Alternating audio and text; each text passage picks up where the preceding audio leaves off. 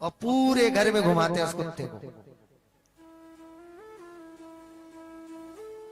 कई जगह मैंने एक बार दिल्ली में गया था अनुष्ठान करने, तो जिनके यहाँ अनुष्ठान करने गया उसके यहाँ इतना बड़ा कुत्ता, इतना बड़ा उसका मुंह शेर की तरह लगता वो, और गेट पे बैठा रहता, कोई भी अंदर आया जोर से भुगता था, हम डर गए उससे।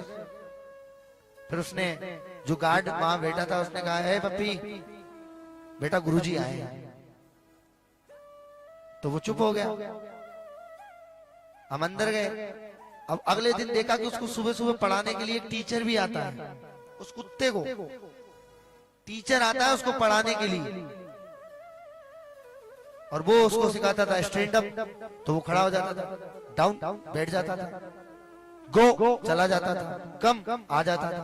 मैंने कहा यार ये तो बड़ी विचित्र चीज है, बता आदमियों को पढ़ने के लिए टीचर नहीं मिल रहे, कुत्तों को पढ़ाने के लिए टीचर अपॉइंट किया है। एक बात ध्यान देना मेरी, जिस घर में कुत्ते पाले जाते हैं उस घर में पितृ कभी वास नहीं करते। उस घर के पितृ उनके घर का जल ग्रहण नहीं करते।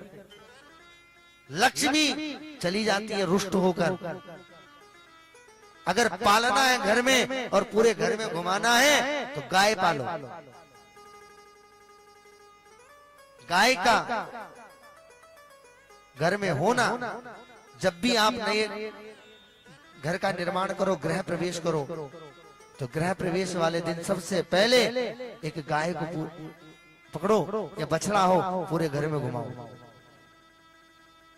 जिससे आपके घर में जितनी भी नकारात्मक ऊर्जा होंगी सब चली जाएंगी। गाय के गोबर जब हम यज्ञ करते हैं तो गाय के गोबर से लीपान करते हैं, क्यों? क्योंकि सबसे पवित्र गोबर होता है गाय का। गोमूत्र का हम पंचगव्य में पान करते हैं, इतना पवित्र होता है गाय का मूत्र भी। गाय का दूध बच्चों की बुद्धि को बढ़ाता है, शरीर को स्वस्थ और एनर्जी प्रदान करता है गाय का दूध। गाय का घी सबसे शुद्ध घी होता है। गाय का दही सबसे पवित्र दही होता है।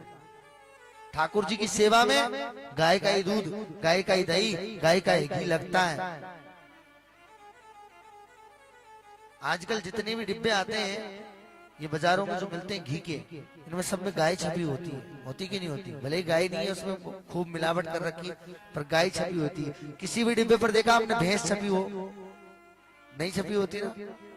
गाय क्यों छापते हैं? क्योंकि लोग जानते हैं कि गाय का ही सबसे पवित्र घी माना जाता है। तो कुत्ते पालने से अच्छा है मेरी माताओं गाय पालना। और अगर आप गाय नहीं पाल सकते, भाई आपके पास में जगह नहीं है, कुत्ते ही पालने की जगह है तो एक बात अलग है, गाय की नहीं है तो कोई बात नहीं है। पर अगर वास्तव में ही आपके पास में गाय पालने की जगह नहीं है तो आप उस एक गाय खरीदो और गौशाला में उसको दान कर दो, या किसी मंदिर के पुजारी को दान कर दो। गौशाला में दान करते हो तो साल भर के चारे की उसकी व्यवस्था कर दो। भाई जो आप यहाँ चराओगे ज्यादा नहीं, जितना आपसे सहयोग बन रहा है उस गौशाला में ही दे दो। और गौशाला में ऐसी गौशाला में सहयोग करो जिस गौशाला में जो बाहर घूमने वाली भटकने वाली गाय, जो दूध देने वाली गाय नहीं है, उनकी सेवा होती हो। आजकल गौशालाओं में भी उन्हीं गायों की सेवा होती है जो गाय दूध देती है। उन गायों की कोई सेवा नहीं करते जो दूध नहीं देती है। आप लोग गौशाला में जाकर दान तो कर ही आते हैं,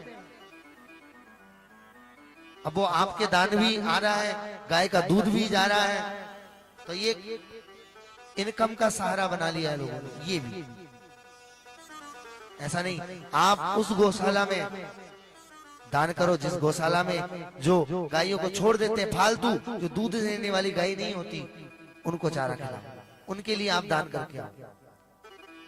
या फिर आपको दिखता है कि कोई घास बेचने वाला है और वहां गैया खड़ी हैं, तो आप वहीं से खरीदो और गाय को खिला दो। ऐसा करो, उससे भी आपके पुण्य बढ़ेंगे। तो गाय की सेवा हमारे जीवन में अति आवश्यक है। तो महाराज